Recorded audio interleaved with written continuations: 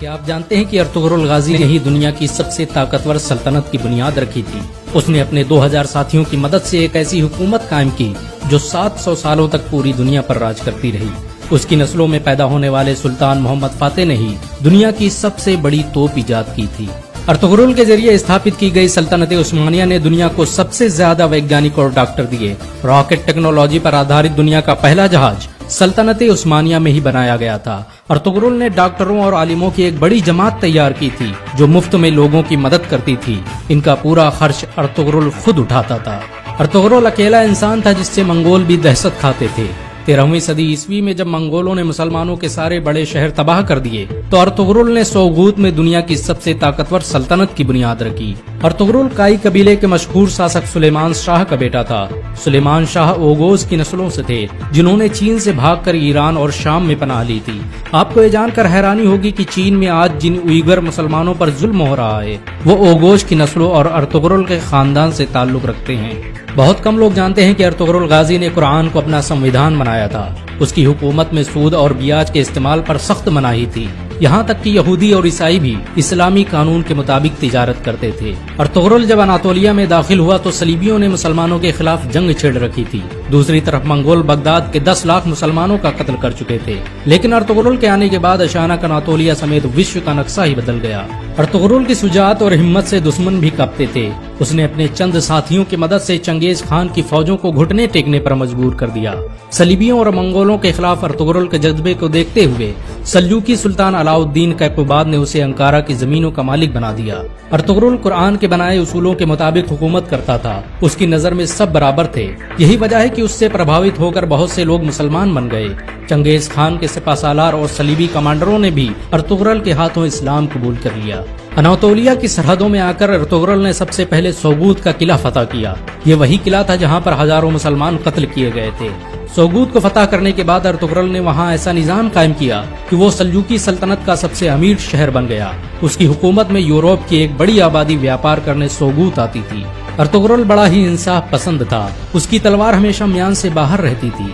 सल्जूकी सल्तनत के खिलाफ साजिश रचने वाले सादुद्दीन कोपेक से लेकर कमांडर ड्रैगोस को उसने सरेआम कत्ल कर दिया था। अर्तुगरुल ने जिस सल्तनत की बुनियाद रखी उसने मात्र 100 साल के अंदर ही आधी दुनिया को फतह कर लिया। इस सल्तनत की सरहदें एशिया से लेकर यूरोप और अफ्रीका तक फैली हुई थी। यहाँ तक कि पूरा भूमध्य सागर खिलाफत उस्मानिया के कब्जे में था। 17वीं सदी ईस्वी तक दुनिया की आधी दौलत सल्तनत उस्मानिया के कब्जे में थी। जापान, रूस और फ्रांस जैसे देश तुर्की की खिलाफत उस्मानिया से कर्जे लेते थे।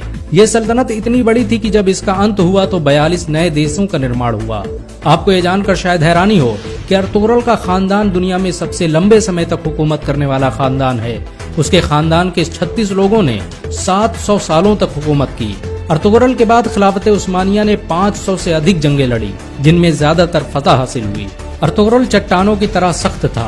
वो जब अनातोलिया आ रहा था तभी रास्ते में उसके पिता सुलेमान शाह की डूबने से मौत हो गई और उसके भाइयों ने अनातोलिया जाने से इनकार कर दिया। लेकिन अर्तुगरुल अकेले ही अनातोलिया आया और सलीबियों पर कहर बनकर टूट पड़ा। मंगोलों ने अर्तुगरुल को मारने की हजारों कोशिशें की लेकिन वो कभी कामयाब नहीं हो सके। यहाँ तक कि उन्होंने अपने दुश्मनों से भी हाथ मिला लिया। बहुत कम लोग जानते हैं कि सलीबी मस्जिद अक्सा और मस्जिद अल हराम को शहीद करना चाहते थे लेकिन अर्तुगरुल ने मुसलमानों को मुत्तहिद करके उनके मंसूबों को खाक में मिला दिया। आपको ये जानकर हैरानी होगी कि यहूदी 13वीं सदी ईस्वी में ही इजराइल देश की स्थापना करना चाहते थे और इसके लिए उन्होंने मुस्लिम देशों को खत्म करने की साजिशें भी रची थी। लेकिन अर्तुगरुल की वजह से उनके सारे मंसूबे फेल हो गए क्योंकि जब सल्जूकी सल्तनत को खत्म किया गया तो अर्तुगरुल ने अपनी हुकूमत का ऐलान कर दिया। 1923 में जब तुर्की की खिलाफत उस्मानिया का अंत हुआ तो दस्तावेजों से पता चला कि खिलाफत उस्मानिया को खत्म करने के लिए कई 100 सालों से साजिशें की जा रही थी। यहाँ तक कि बहुत से यहूदी मुसलमानों के भेष में मस्जिदों में इमामत करते थे ताकि मुसलमानों के दिलों से खिलाफत की अहमियत निकाली जा सके। अर्तुगरुल ने सल्जूकी शहजादी हलीमा सुल्तान से शादी की थी। उसके दूसरे बेटे उस्मान के नाम पर ही इस सल्तनत का नाम खिलाफत उस्मानिया रखा गया। अर्तुगरुल के बेटे उस्मान ने जब तुर्की में उस्मानी करेंसी की शुरुआत की तो उस पर छपने वाला पहला नाम अर्तुगरुल गाजी का था। 2014 में तुर्की के राष्ट्रपति रजब तैयब अर्दोगान के कहने पर अर्तुगरुल की जिंदगी पर एक ड्रामा भी बनाया गया। अर्तुगरुल की जिंदगी पर बना यह ड्रामा इस समय दुनिया में सबसे ज्यादा देखा जाने वाला ड्रामा है। इसे 90 से अधिक भाषाओं में अनुवाद किया जा चुका है और दुनिया के 150 से अधिक देश इसका लाइव प्रसारण कर रहे हैं।